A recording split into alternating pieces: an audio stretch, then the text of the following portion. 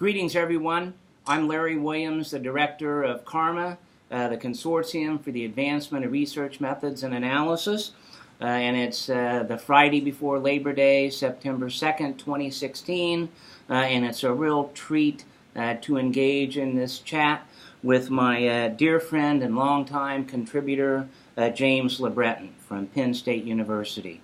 And we're going to be talking to James about the journal Organizational Research Methods, of which he is the editor.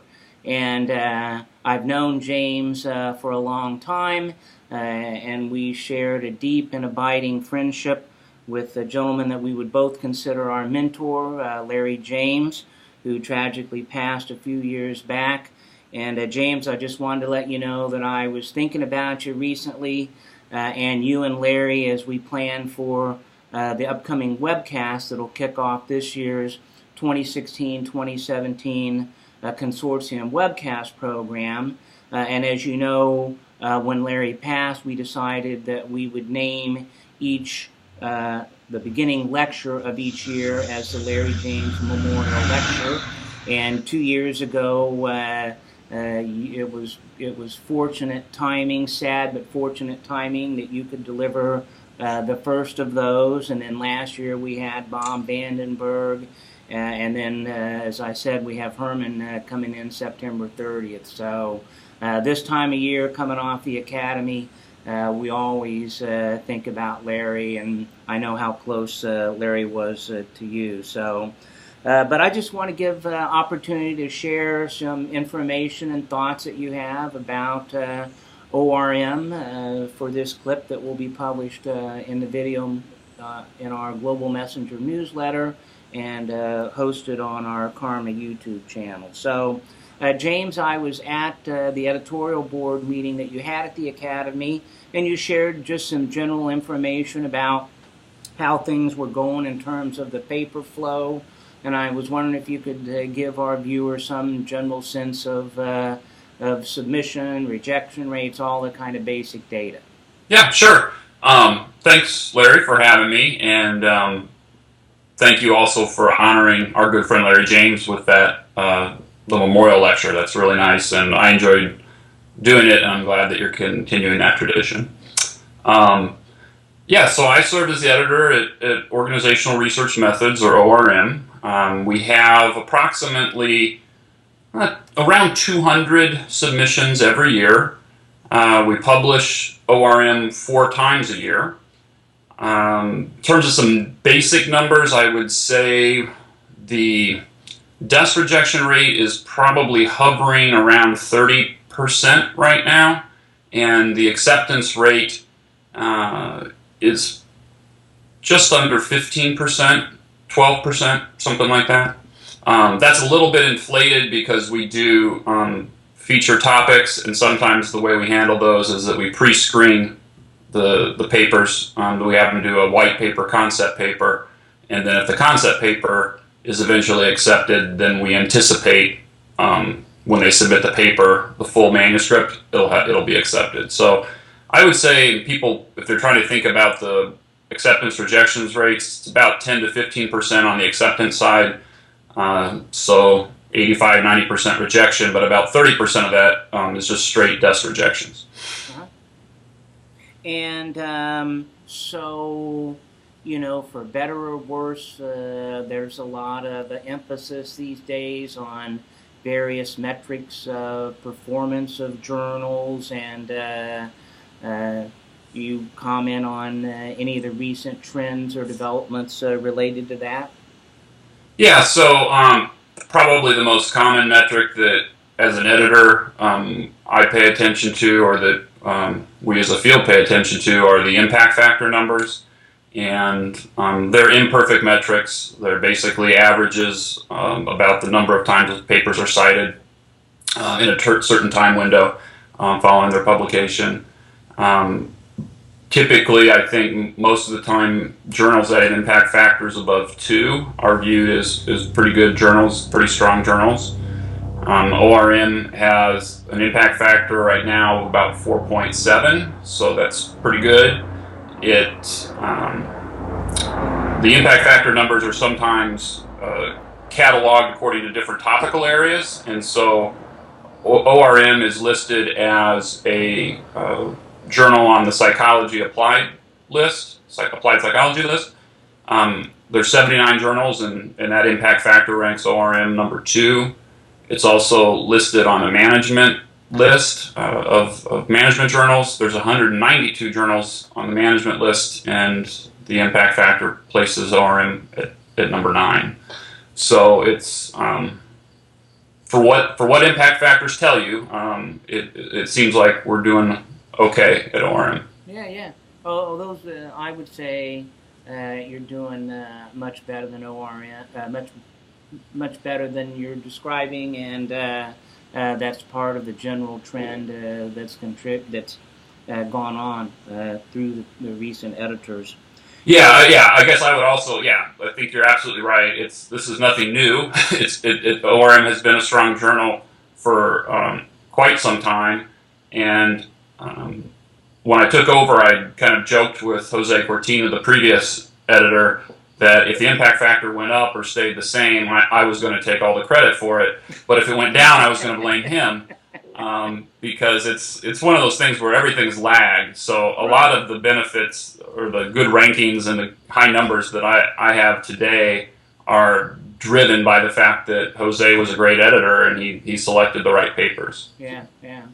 So, James, when I came up with the policy statement in starting ORM, I wanted to provide a kind of a structure through which a set of articles on a common topic could be published together. I didn't necessarily want to contribute to limit it to an entire issue of the journal and call it a special issue. So I coined the term feature topic, and over the years there have been several of those that have been very successful. And I know at our editorial board meeting you shared some information about the feature topics that are at various stages of completion with ORM. Could you share some information about those? Sure. So I continued the policy that you had of having these feature topics, and it's exactly as you described it. The idea is to cluster a set of papers together around a common theme, and typically, like you, we've tried to focus on identifying themes where it makes more sense to have a clustered set of articles as opposed to just having the articles kind of filter in and be published eventually. So we currently have 3 feature topics that are pretty close to wrapping up. We have one that's on video-based research methods. So this particular feature topic and the other 2, mixed methods in organizational science and neuroscience methods in organizational research. Those 3 feature topics all had call for papers go out. Either manuscripts or white papers were submitted. If it was a white paper, they kind of evaluated a bunch of white papers and then they invited the most promising subset of white papers. All 3 of those now have gotten to a stage where all the manuscripts have been submitted, they've been reviewed, the editors have invited revisions, sometimes maybe 2 or 3 rounds of revisions, sometimes they've been accepted right after that first revision. So we've got those 3 feature topics in the pipeline. So in terms of manuscripts that will be coming out in the next year, I suspect you will see a lot of things on video-based research methods, mixed methods, and neuroscience. We also have a feature topic that's more in the early stages, or middle stages, I should say. It's on person-centered research methods. And this particular feature topic, we've already got the call for white papers out. The white papers were submitted. They were reviewed by the guest editors. Certain papers have been invited for the full submission, full paper to be submitted, and those are due in October. And so I suspect that the person-centered feature topic, by the time we get manuscripts submitted and reviewed and revised and resubmitted and et cetera, it'll probably be 2018 before we see most of those papers, or see that set of papers published. And then I've also got several I guess, what I'm calling ad hoc feature topics. And so just by nature of this, how submissions kind of came in, I've got a collection of papers that have all been submitted, have all been reviewed. Some have been rejected, some have been invited for revision, but they're all centered around issues related to big data and modern data analytics. And so we didn't have an official call for papers or anything like that. The papers just kind of organically flowed in, and then there were a couple of papers that I also contacted some people and invited them to put together a proposal around a particular topic. And so that's something that it'll be published as a set most likely, and it'll be an ad hoc sort of feature topic. We'll probably try to invite some commentaries from people outside of organizational psychology and management, organizational behavior, to look at the papers and kind of just give their sense of kind of where the state of the science is, methodologically, in management and applied psychology with respect to that. And then I have a similar collection of papers that have flowed in that are related to something, either mediation, moderation, or mediation and moderation. But some of the papers are kind of reviewing how mediation and moderation have been conceptualized and analyzed in the organizational sciences. We've got papers that are introducing new effect sizes for categorical moderation. So there's different flavors of the papers that are in that cluster, but I anticipate that'll probably be published as a second ad hoc feature topic.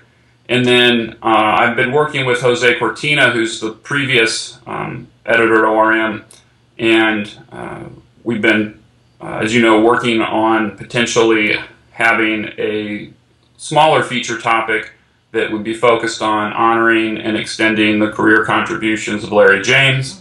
And there we've identified, or Jose's identified, a set of small subset of papers that he has invited authors to write and contribute, people that were close to Larry and that knew the specific topic areas that Larry worked in over the years.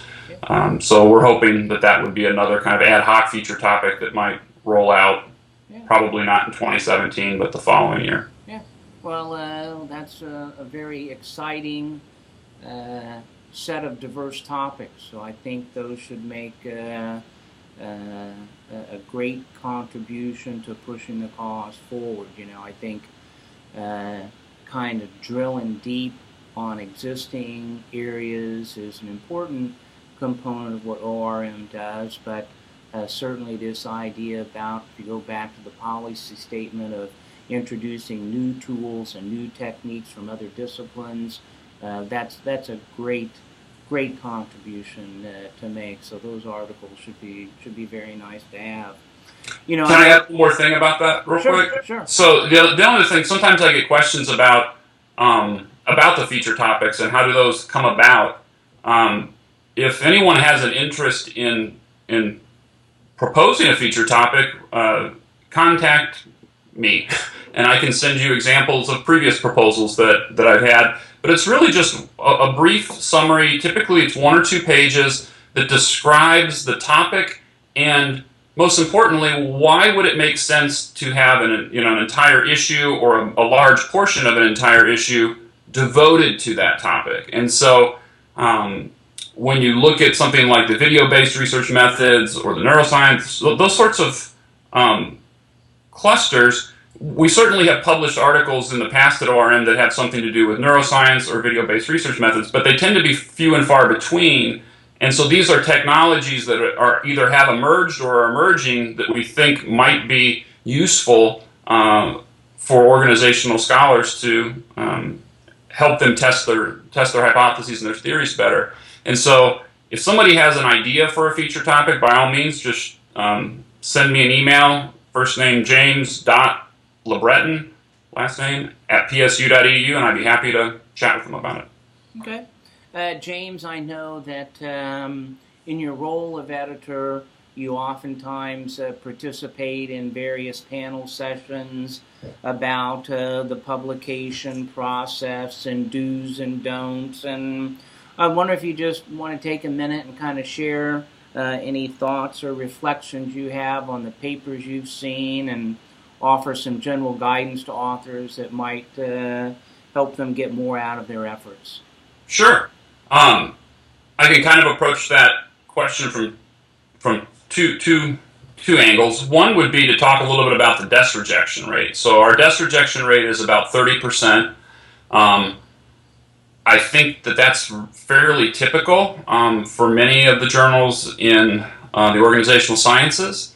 What I can tell you is that desk rejection rate, there's a kind of a profile to the papers that receive a desk rejection. And they tend to be papers where it's pretty clear the authors are unfamiliar with ORM, and they didn't really closely read the policy statement. There are oftentimes manuscripts. The desk rejected manuscripts kind of fall into one of two flavors. One flavor is they're just simply applying very well-known methods. Some of them are advanced methods, but they're well-known, and they're just applying those to address some sort of substantive research question. And addressing substantive research questions is critically important to our field, but that falls outside the scope of what we're trying to accomplish at ORM. And so they might, for example, develop a new scale and run some really sophisticated factor analyses or item response analyses on it, and they're trying to compare whether their new measure of job satisfaction is invariant across different cultures or something like that. And that's a very important question for job satisfaction researchers and cross-cultural researchers, but it's not necessarily advancing our understanding of methods. It's not expanding the tool chest that is available to other researchers. Now, if that same paper was comparing a new type of fit index for confirmatory factor analysis, let's say, or they had derived some new form to test for measurement equivalence, a new statistic, an IRT statistic for measurement invariance or something like that, then it would be perfectly appropriate. But when it's limited in its contribution methodologically, it's not. I don't even send it out for review, and I explain why to the authors. But so that's kind of one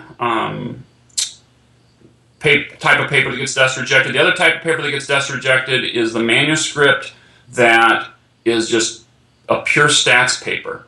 And it comes in, it might be on a really interesting topic, and I, as the editor, might be able to read the paper and to see how it might have some relevance to the research questions that are being investigated in the organizational sciences, but the authors have made no attempt to try to nest their presentation of their work in a way that would make it accessible to an organizational science audience or relevant. And so it might be that it's written at far too statistical. ORM is a challenging journal sometimes to write for, because you need to convince, I believe, a very savvy editorial board about the methodological rigor of your idea and the methodological contribution of your idea. But your target audience at ORM isn't methodologists. The target audience at ORM are normal faculty and graduate students that do research in the organizational sciences, and they're looking for good tools to help them do that. So that's the reasons the papers get desk rejected. I would say there's not really a formula for getting one. If it gets off my desk and it goes out for review, there's a whole lot of different challenges that authors might encounter or face.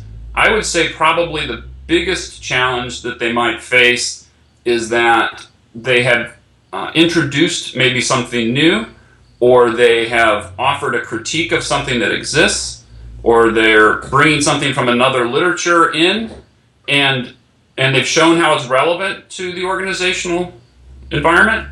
But what they haven't done is demonstrated the next step. I think Bob Vandenberg called it the so what. You read the paper and then it's kind of like, so what? So how is this going to change how we do research?